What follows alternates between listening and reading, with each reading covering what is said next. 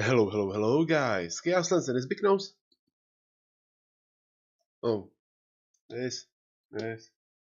You get the idea. Hail you, and today I would like to welcome you at my window, this one. It's my Unholy Death Night. That's right. Unholy Death Night. Class guy. So, before we get into that, I have to say I'm really tempted to roll Unholy instead of Demonology Warlock. That's how good this spec plays. And it's not about the damage, it's about the feel of the spec. As you can see from my gear icons, I haven't touched this thing since Newbies Argeros. Basically, I have played it recently, but I didn't drop anything good. So, without any further ado, let's get into that. The baseline of the spec is still the same. You build up festering wounds, you spend them with glowing shadows or scourge strike, depends on the talent choices, you keep a 1.100% of the time up, and you spend runic power in death coils. And of course we have summon Pet, but because Pet intervenes with the dummy testing, I don't have him summoned yet. What you do is basically this. 1, 2, of course the dot, that was a mistake. You spend this, and then you wait for the runes to come down, and you spend another rune, and another rune, and death coil to get runic corruption, at which I will get later on. Like again, and again, and again. This is basically how you maintain the basics. Now, what you desperately need to know, apart from all of these gadgets, to which I will get later on, are these two passives. Runic Corruption. Each runic power you spend has a 1.4% chance to increase your rune generation rate by 100% for 3 seconds. And Sudden Doom. Your auto attacks have a chance to make your next death coil cost no runic power. What is important is that this free death coil counts in the meaning of runic corruption as if you casted it with the runic power. It still has the same chance to proc runic corruption as the normal death coil. Okay, then also another important thing is to keep our master Dreadblade in mind, because it increases all shadow damage we make. Then of course we have to keep 2 or 3 cooldowns in mind. Apocalypse, which was made baseline. It used to be an artifact rate, now it's baseline. Bring Doom upon the enemy, dealing some shadow damage and bursting up 4 festering wounds on the target. Summon an army of the Dead Ghoul for 15 seconds for each burst festering wound.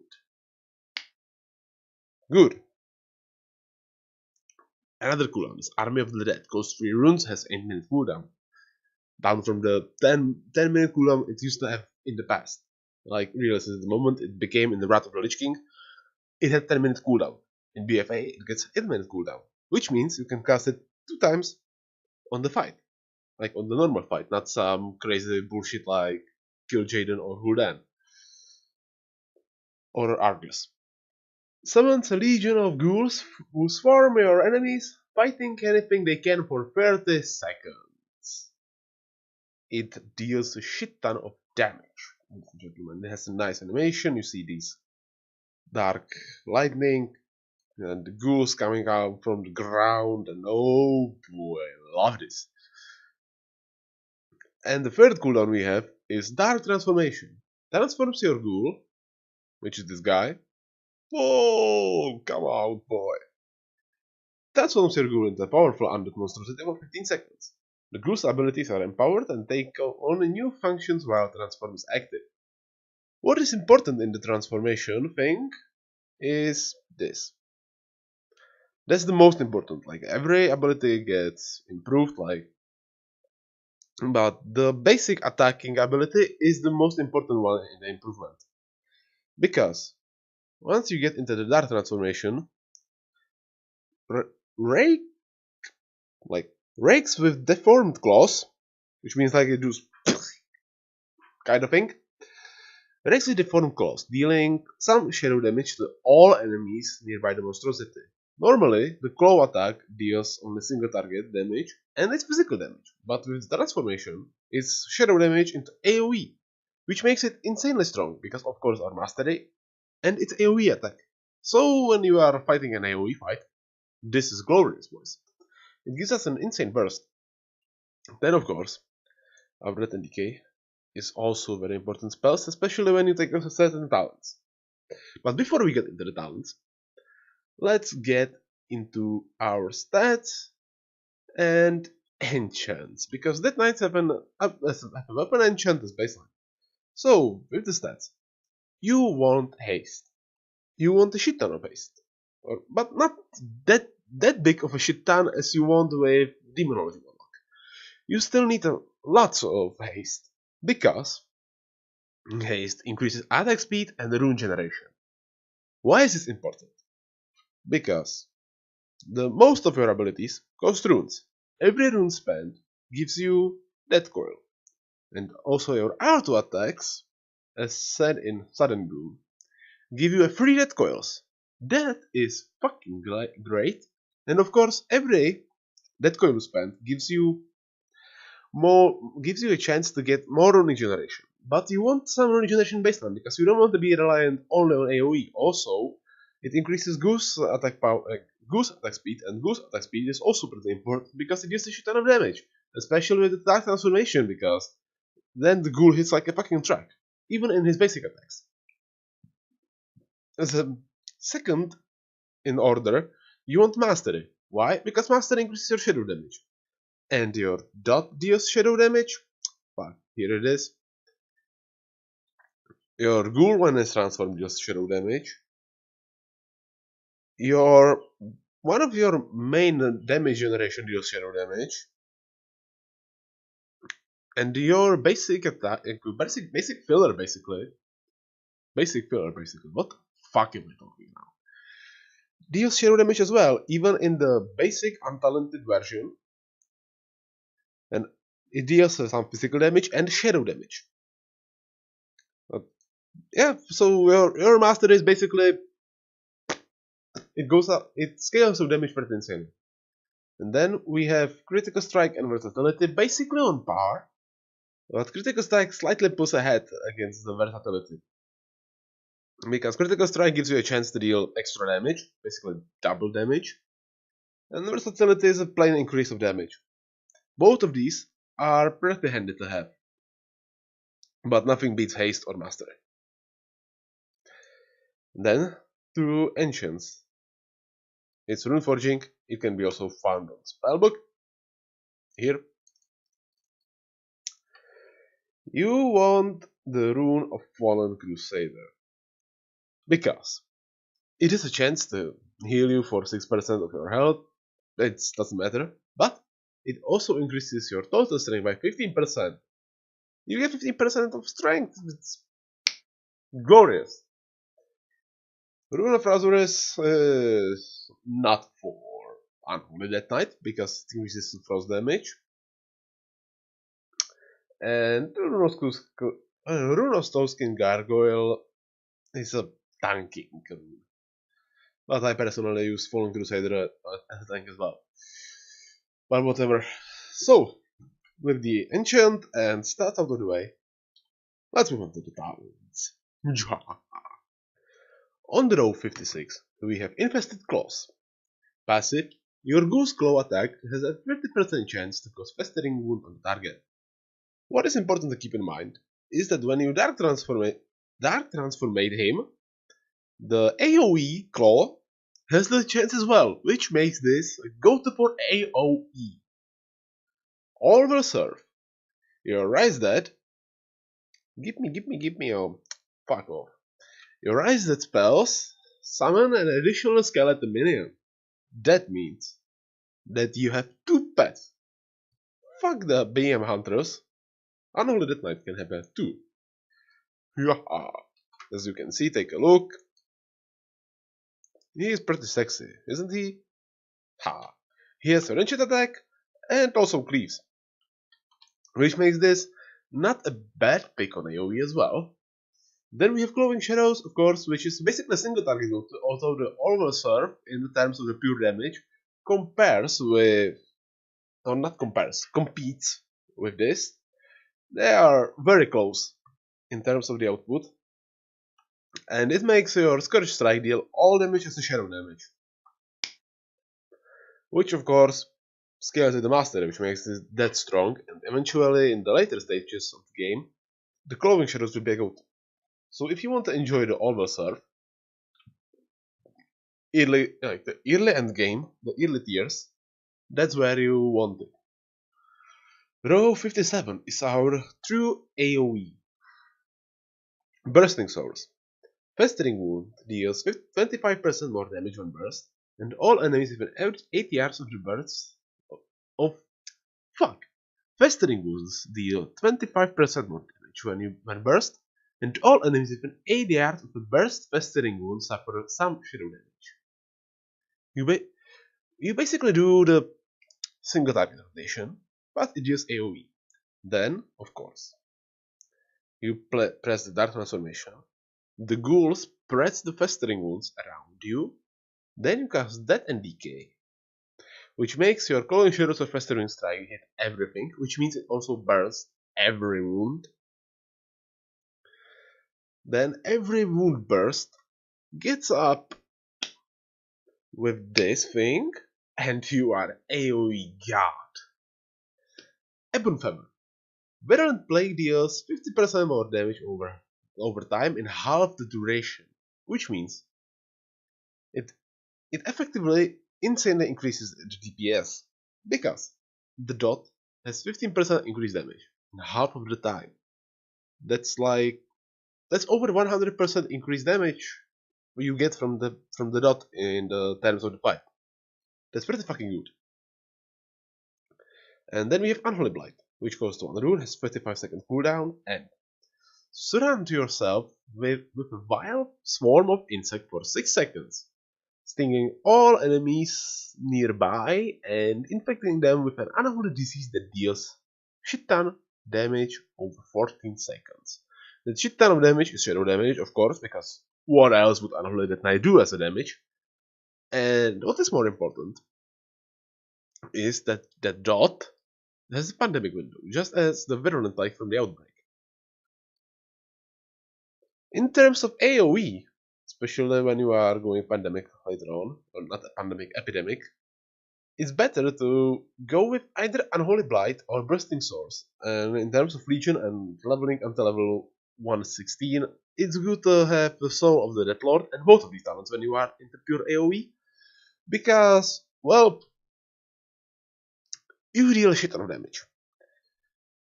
Ebon Feather with the lower duration actually suffers from, Epidemic suffers from the lower duration of the Ebon Feather because, well, it's not like you have to refresh the dot too often, and the refresh of dot lowers your, takes 1 GCD away, so that means you cannot spam Epidemic properly because you have that 1 GCD to refresh the dot instead of properly generating runic power.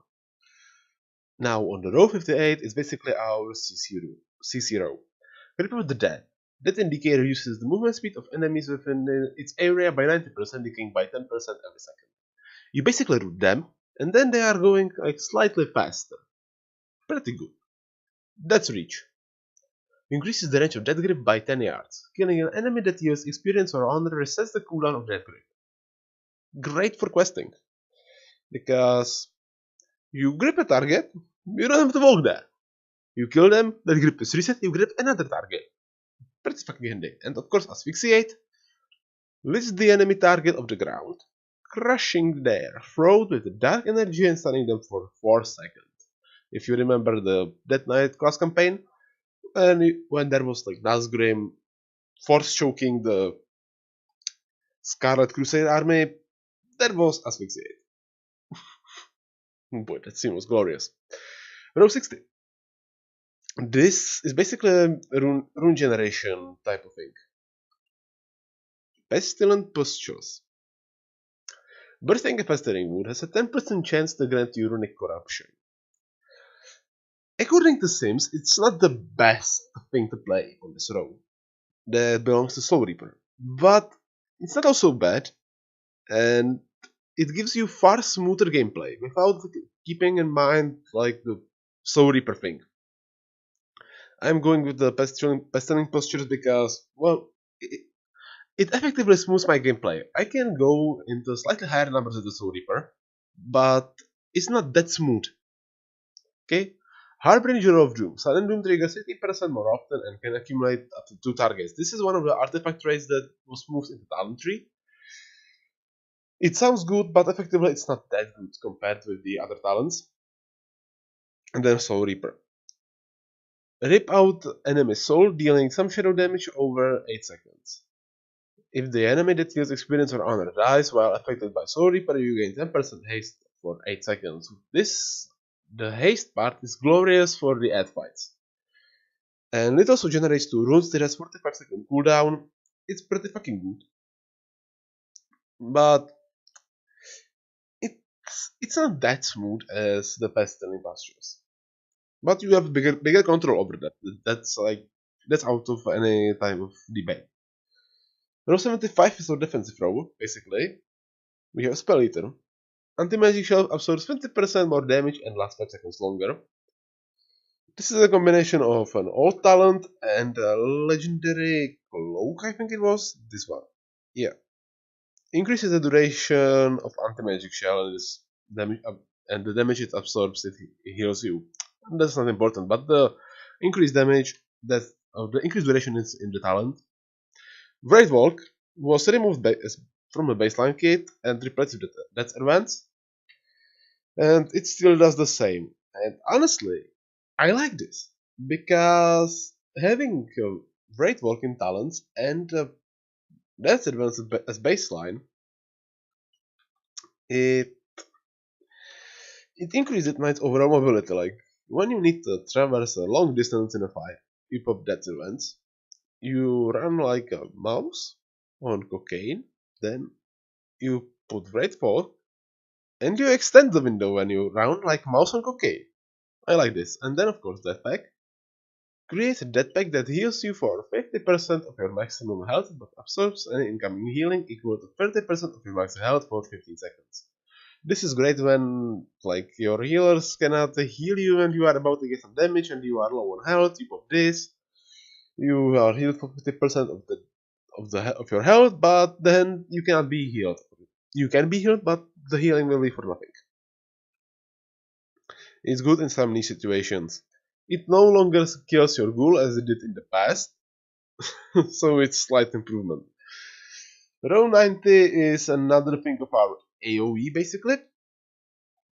Pestilence. Death and decay damages a 10% chance to apply a festering wound on the enemy. Yes, you hear it right. 10% chance to apply a festering wound on any enemy hit by death and decay in AoE situations. Combine the infected clause and the dark transform infected clause. Yaha! You are really a god of AoE.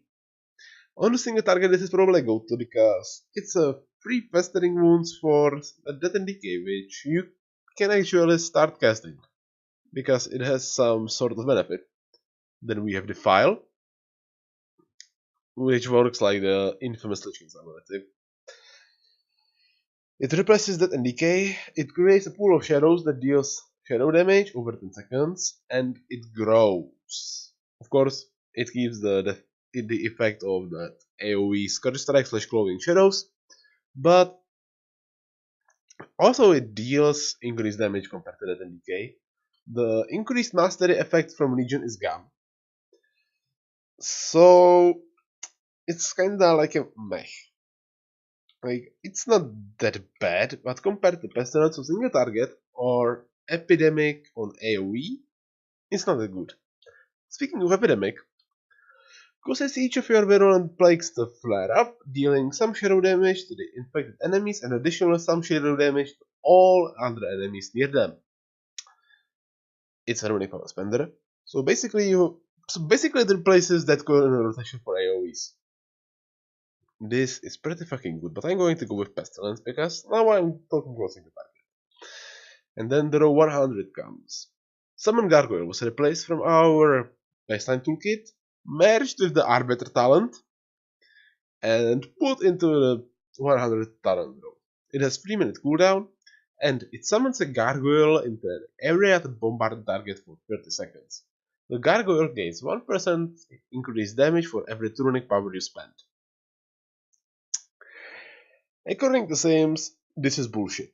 Like, it's nowhere near Army of the Damned or Unholy Frenzy. According to my experiments, it's clunky as fuck. You get another damage window every 3 minutes. Yeah. Like, if you didn't have an 8-minute cooldown. Or a 1.5 minute cooldown. You don't need another cooldown. Like, some gargoyle just don't take it. And then, Unholy Frenzy. It's the good old Unholy Frenzy I remember from the task force. Incites you into a killing frenzy for 12 seconds, increases haste by 20%, and causing your auto attacks to infect the target with festering wounds. Which means, you pop this up, it has 1.3 minute cooldown. And your auto attacks for the 12 seconds give the target a festering wound, which means that you basically go in the spamming glowing shadows. Great. Army of the Damned, which is even better because it's basically the Tomb of Sargera's 4 set, which just by accident I still have. Death Coil reduces the cooldown of Apocalypse by 1 second and Army of the Dead by 5 seconds. Glorious, boys. This is really fucking good. But according to Sims, Unholy Frenzy pulls slightly ahead, but the Army of the Damned is not that far behind. Like, they're basically on par, especially on the really long fights, where you can like rotate 3 or 4 armies just on this own. And then of course, like when you have Tomb for set,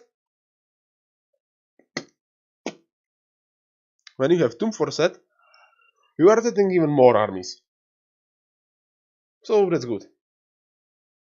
Now, what I wanted actually to do, yeah. Now onto the dummy. When it comes to dummy, or any kind of opening, what you want to do is to cast Army of the Dead before the pool, because you want to go in with the all runes up. They are out for 30 seconds, so don't be afraid to cast it like 6 or 8 seconds before the pool actually starts. So let's do this. I will set up a DBM pool. DBM pool 12. 10, 9, 8, 7 for me. 5, 4, 3, 2, 1. Dot. Like festering strikes, apocalypse, transformation, death coil, festering, death coil, glowing, death coil, glowing, festering, fuck, refresh dot, death coil, wait, glowing, death coil, glowing, death coil, glowing, death coil, festering. And right now we are just in the maintain rotation because we are out of our burst. And what are we going to do here is like the keep the dot up and continuously build up the festering wounds. Fuck my life. Continuously build up the festering wounds, press the dart transformation on cooldown, and keep up the dot up. Keep in mind that you can stack only 6 festering wounds on the target. So stacking anywhere, like pressing festering wounds when you have 6 or 5 wounds up sucks. Okay, and now as we have our apocalypse ready, we stack up above 4, we burst it up, and we continue again and again and again. Now I want to build up some wounds, and I am on 5 wounds, which means I will burst 1. I will refresh the dot. You want to refresh the dot as late as possible. I actually have a nice weak auras, and if I manage to find them, I will put them in the description. Now we want to transform our ghoul again, and we don't want to be capping on the runes. Remember that you have like a 3 runes recharging at the same time. You want all of them to be recharging. because then you are effectively losing DPS in the long run. And unless you are doing something like Army of the Dead, you don't need to have like more than one rune active basically. Okay. Now refresh festerings. Again refresh festerings and again that coil. You basically want to maintain this rotation until until Arm of the Dead comes with the cooldown. Now you wait actually for the runes to go out. You press the army, you summon the ghouls. Then you want Apocalypse to come out. And because I have the shoulders, I will also increase the damage of the ghouls. Which is like, when you don't have the legendary shoulders, it's not that mandatory. You basically play around these big windows. The windows with the Arm of the Dead and Apocalypse. And it's pretty fucking fun. The rotation is not one of the simplest in the game. I would dare to say it's one of the most complicated actually, because there is so many things we have to like keep an eye on. But it's not that hard to get into. So if you are looking for some not so brain dead class or brainless, then Unholy Death Knight is definitely a choice for you. But with the single target rotation out of the way, let's take a look on the AoE rotation, because that's where the Unholy Death Knight actually shines for you. Unholy Death Knight on AoE needs to see some changes in talents. Infested Claws, definitely. Unholy Blight. Then row 58 we can keep, row 60 as well, row 75 too. On row 90 we want Epidemic. And on row 100 it actually Unholy Frenzy. Which means that I have to pull it on my bar and deal a little adjustments to my key bindings and hope I will not fuck it up. So, Infested Claws, as I have said previously, with the combination with the Dark Transformation, they allow your ghoul to hit AoE. That's what, and of course, spread the festering wounds AoE. That's what you want. Row 57, I took Unholy Blight because I have bursting swords from the Soul of the Netherlord. And Unholy Blight gives me the most benefit in the terms of the burst damage when I play Epidemic, and the Heaven Feather would intervene with Epidemic because the lower duration actually makes you refresh the dot way too much compared to what you want from Epidemic. Like you simply want to spam Epidemic to deal a shit ton of damage, and the Ebon Feather would make you refresh the dot way too much in order to get proper usage of Infested Claws, Bursting Swords, and the Epidemic. Then of course, Epidemic already spoken, like Pestilent Pastures. They are actually really good on the AoE situations because each Festering Wound you burst has a 10% chance to grant you Runic Corruption. You burst a shit ton of Festering Wounds in one swoop, which means that the uptime of Runic Corruption is really big. And Unholy Frenzy because it gives you haste, and it makes your auto attacks to get the festering wounds on the targets. Basically, what you need to do is this: you apply a dot, you make your ghoul transformate, you make your auto attacks to inflict the festering wounds, and then you do this. Of course, then you pull the Unholy Blight, you burst the festering wounds, and then you spam Epidemic. And that's basically what you want. Then you are waiting for that indicator to come out of cooldown, and you just maintain your rotation on the single target.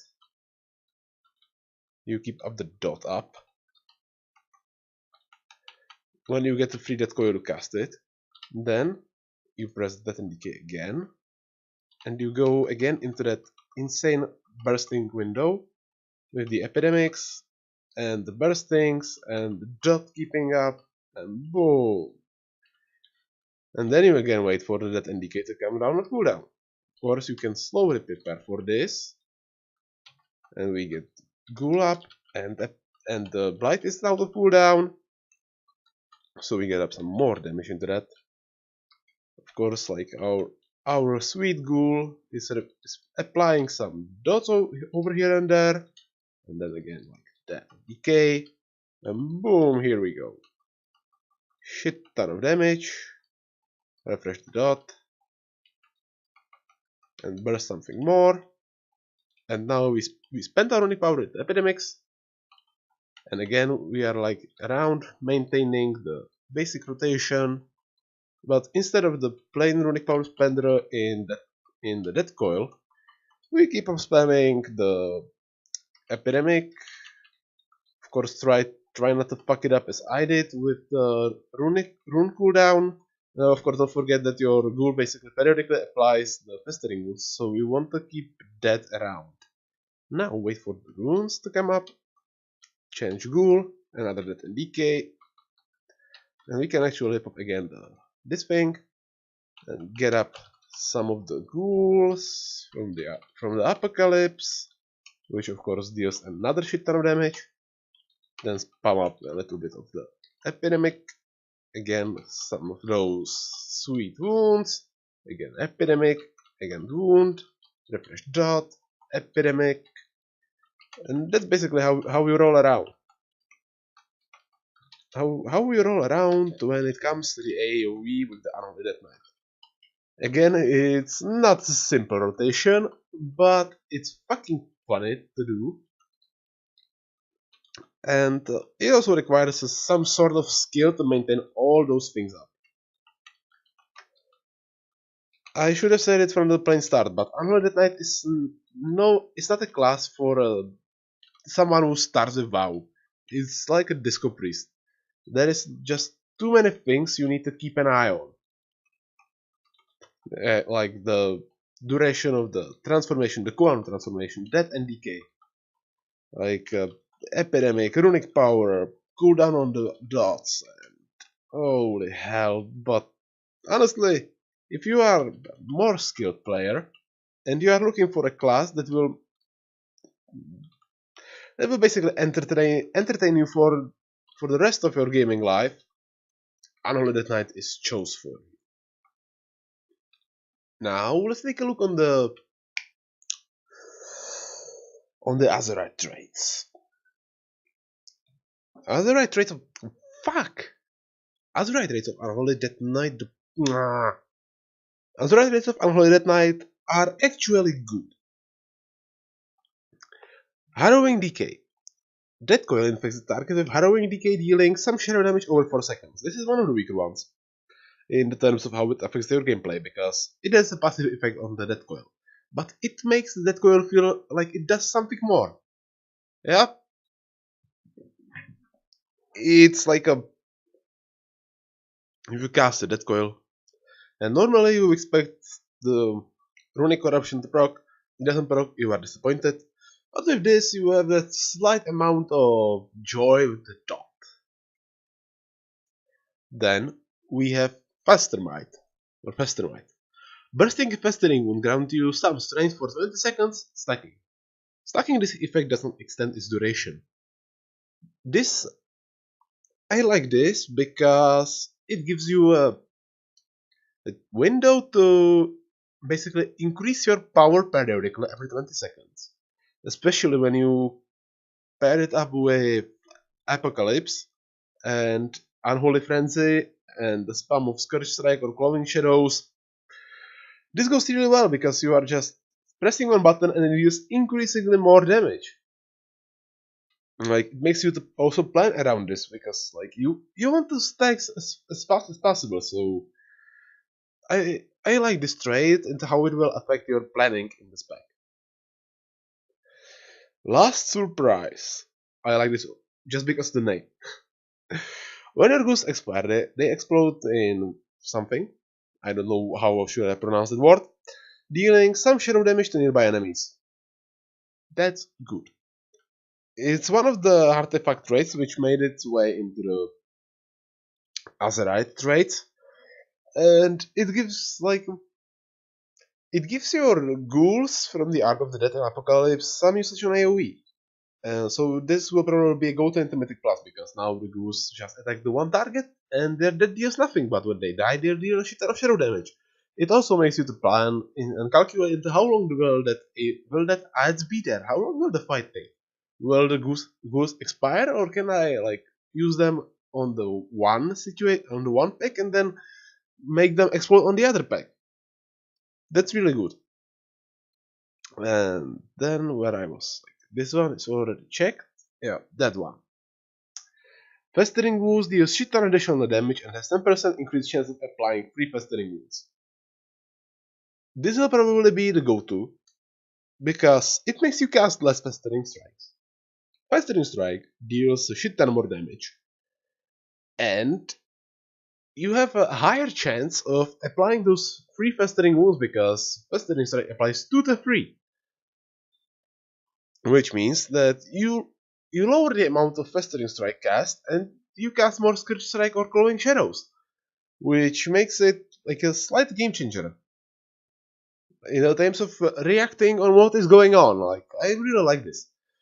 And then we have horrid experimentation. When the dark transformation expires, the unholy energy in your ghoul is expelled, dealing shit ton of shadow damage to all nearby enemies. Again, this is the same as the Army of the Dead Ghoul trait. It makes you plan more into AoE and the usage of Dark Transformation, but because the Dark Transformation isn't that long, as like the 30 seconds of the ghouls from the army, it's not that clunky, it's more reliable, and it's a pretty strong AoE tool, honestly. And with that, I think I've covered all I wanted to cover from Unholy that night. So, ladies and gentlemen, if you have found my guide somehow useful and you are now increasing your practice and damage and AoE following my guidance, then give this video a like. If of course you have disliked this, feel free to give it a dislike and use the comment section below telling me what you did not like and possibly what I got wrong. Did I said some complete nonsense? Let me know. I like to learn, because this feedback not only gives you a chance to roast me, but it also gives me a chance to learn from that feedback. And not only in terms of making videos, but also in the terms of playing the class. Then, of course, if you want to see my other work and